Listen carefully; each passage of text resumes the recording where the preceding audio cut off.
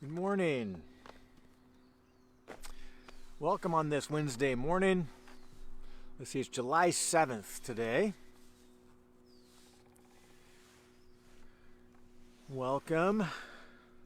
Jan Akins, good morning to you. And possibly Wendy is watching with you as well.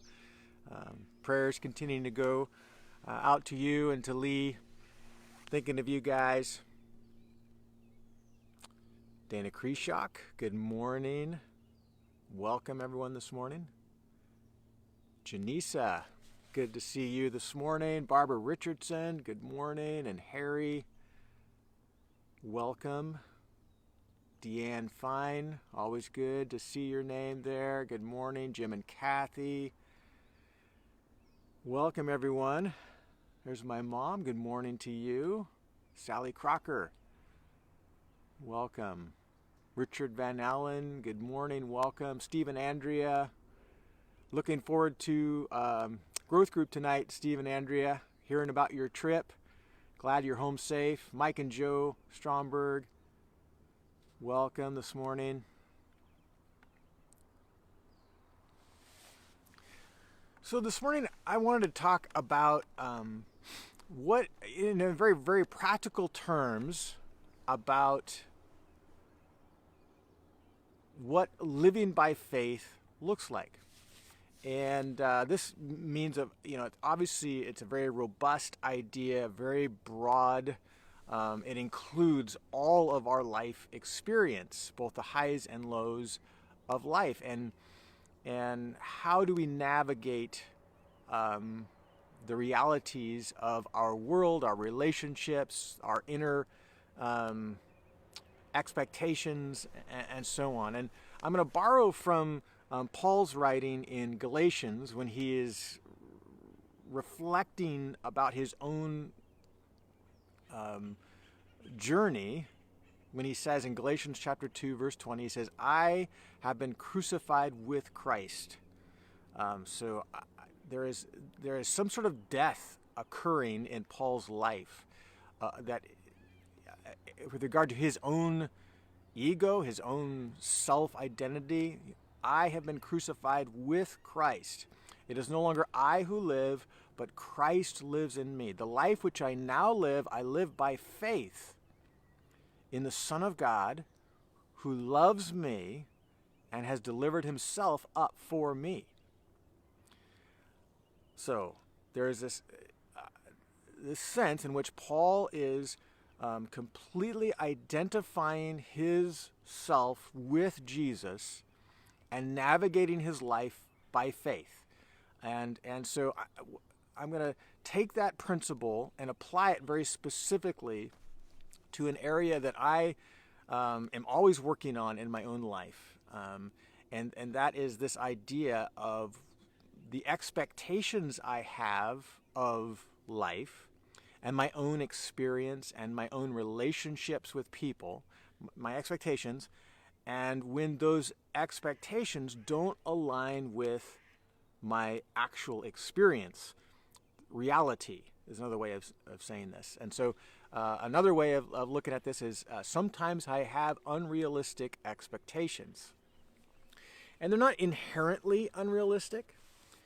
They just are expectations that either I know about and have articulated, or even unconscious expectations that I become aware of when my life, my relationships, my inner sense of things don't align with my actual experience, what is reality. So they become unrealistic because they don't align with reality in the moment. And so I'm going to give you a very specific example of this, but I'm going to, before that, talk about a couple other principles. So what happens when I have a certain expectation, whether it's conscious or unconscious, and then reality is something different than that? What do I feel? I feel disappointed. I feel angry. I have resentment that I struggle with. Things shouldn't be this way. I have an idealistic view of how things ought to be. And right now, my experience doesn't align with that. Does anybody relate to that? Right? We all do. It's not uncommon. But I was really struggling with this. I do struggle with this. But what really brought me to this practice of aligning my expectations with actual reality was this sense of how do I deal with my disappointment? How do I deal with anger? That things shouldn't be the way they are. And how do I move on? And the key to this is when it's been brought to my attention that what I expect in a certain situation or relationship or in a person doesn't align with reality, I have to, first of all, own my emotions of disappointment, anger, whatever it is. Like, those are mine. And as I own them, I'm also rejecting the temptation to misplace blame. So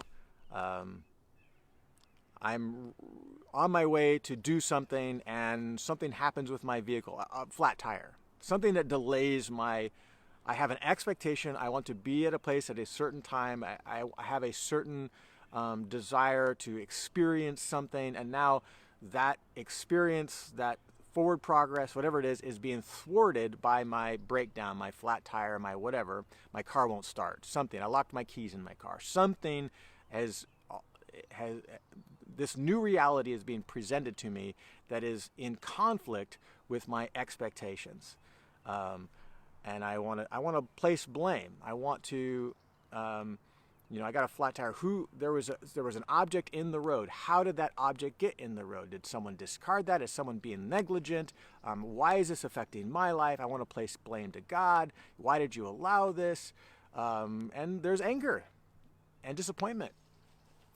To be even, those are hypotheticals, but those are common things we experience. I'm just, so this idea of owning my emotions and not laying blame, and then move to adjust my expectations to reality.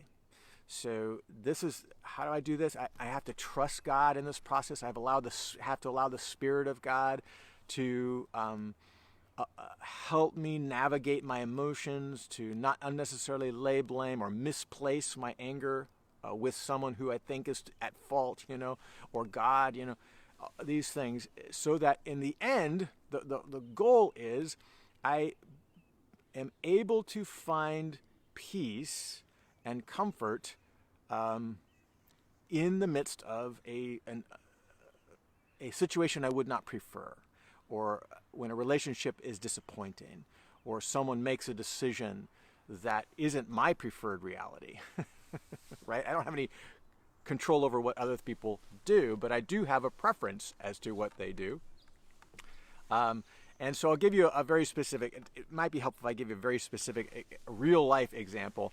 A number of years ago, Martha and I were planning to go up to Tahoe. Someone had given us a week at a timeshare, and we were so excited about it, and we were heading that direction, but it was early spring, and there was a weather system coming through that threatened snow over Carson Pass. And we had intended to leave by a certain time in the day to beat the weather, so we can get up to Tahoe, get settled in this condo, and then once we get there, it could snow as much as it will. It doesn't matter. We're there. We're just enjoying. We're in that nice toasty space, looking out the window at the snow following, or we can be in the snow, whatever. We just got to leave before the weather hits the pass, because we don't want to be caught in trying to put chains on, or I don't think we even had chains. And so we needed to get up and over the pass. Well, that was our expectation, our hope. We were so excited about our vacation. And you know where this is going, right? We were delayed. Things didn't work out the way we'd hoped. We weren't able to get our ducks in a row fast enough to get away from the house as early as we wanted to. And sure enough, we're getting up in the higher elevations. The clouds are moving in. It's getting darker and darker, and it's raining. We get into higher elevations. It starts to snow. And it's this strange transition between snow and rain where the moisture on your windshield is freezing, and it's freezing at a rate that the windshield wipers doesn't wipe it off anymore. It just kind of runs over the top of it, this icy accumulation on our windshield. And this is creating in me a bunch of emotions. First of all, I'm disappointed that we didn't leave on time. Now what I had feared has become a reality. We're in the middle of this weather system, and I am concerned about even being able to get over the pass at all. Maybe they'll close the highway down because it's snowing, raining pretty heavily. I can't see out my windshield. My windshield wipers are not effective. I push the button to get the windshield wiper fluid on there to kind of try to melt things or create a way of clearing the windshield, and the reservoir of my windshield solution is empty. Nothing. No help. And so I start laying blame. Who's to blame for all of this? I'm thinking, Martha's to blame because, of course I neglect my own responsibilities in our delay of departure. And I think somebody's to blame. How did this reservoir get empty? And I'm getting frustrated about that. So I don't have an ice scraper. So we're pulling over and I'm taking a credit card and I'm trying to scrape the ice off our windshield. And the higher elevations we get, all of a sudden we start seeing cars that are in the ditch. They're slid off the road. I mean, it's treacherous. Literally, fear is building in me. And that fear, I don't like. It doesn't feel good at all. And I think our vacation's at stake. All these things are at stake. And fear is building. That fear translates to anger. And so in our drive over, I'm tense and I'm trying to get where we're going. There's this big tour bus that's coming the other direction. It's slid sideways. It's blocking traffic on both directions. And we're delayed even further. So all that to say, my conversation with Martha during all of this was not pleasant. She was just trying to ask questions about, and about what maybe something we're going to experience once we get there, or how was my day or my week prior. She was trying to have a conversation, maybe to distract me or something, but all my answers were very terse. They were very, it was clear that I was super agitated during this time. And it was simple fear. I was processing disappointment, fear of I don't know if we're going to make it. Boy, this is kind of treacherous, the road we're on. I wasn't expressing any of those. I wasn't using language to say, I'm really struggling with what I'm feeling. Here's what I'm feeling. I wasn't taking ownership of what I was feeling at all. I was getting increasingly angry that we were even in that situation at all. And I was venting it on Martha. Well, she burst into tears. So it wasn't helpful at all to place blame. No one's to blame for the weather, right? I guess God is, and we can get mad at God. But if we can adjust our expectations the sooner we can adjust our expectations to reality, to the actual experience we have, and own our own emotions and resist the temptation to misplace blame. Someone might be to blame, obviously, in lots of our circumstances, but we must own our anger. There might be blame for somewhere, but nobody's to blame for how I feel. I am responsible for how I feel. And navigating this life by faith, to me, this is just a really practical example of how we navigate our faith journey in Jesus, is to understand that God is ultimately responsible for presenting reality to us. And what his desire is that we trust him, that we say, God, you are in control of all things. You are a sovereign God. You allow trials in my life. I mean, we can point to all kinds of scriptures that this is the reality of our day-to-day existence. You allow me to get sick. You allow me to experience injury, to have a surgery, and the recovery isn't going fast enough, and I'm getting impatient. I've cried out to God in prayer to provide a solution. That solution is really delayed in coming. The realities that we experience are all God's way of helping us to grow in our faith and to navigate these realities in that faith, to trust Him. And in that process, the process of our taking our expectations, which don't align with reality, and adjust them to reality. This is a walk of faith. This is a process of faith, of trust in the Lord. And in that process, we're going to deal with all kinds of emotions, and that's okay.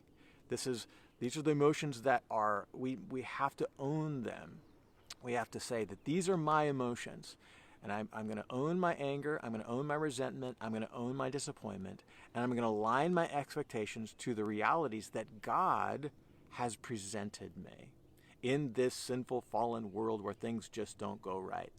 And I'm going to as I shift my expectations to that reality, I'm going to live by faith. And a part of this faith is the longing that is produced in me that one day I'll never have to deal with these disappointments. I'll never have to deal with relationships that aren't right, people's choices that wouldn't be what I would prefer, broken relationships, all of these realities that we adjust to that my expectations don't align with.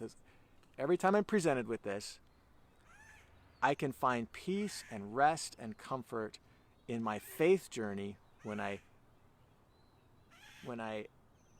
intentionally adjust. Okay, God, you've revealed to me that my expectations aren't realistic. They aren't in alignment with reality. Help me to mourn the loss. Help me to experience the disappointment. Help me to own my anger and then shift my expectations to reality through my walk in faith by trusting in you. Give me strength. Give me wisdom.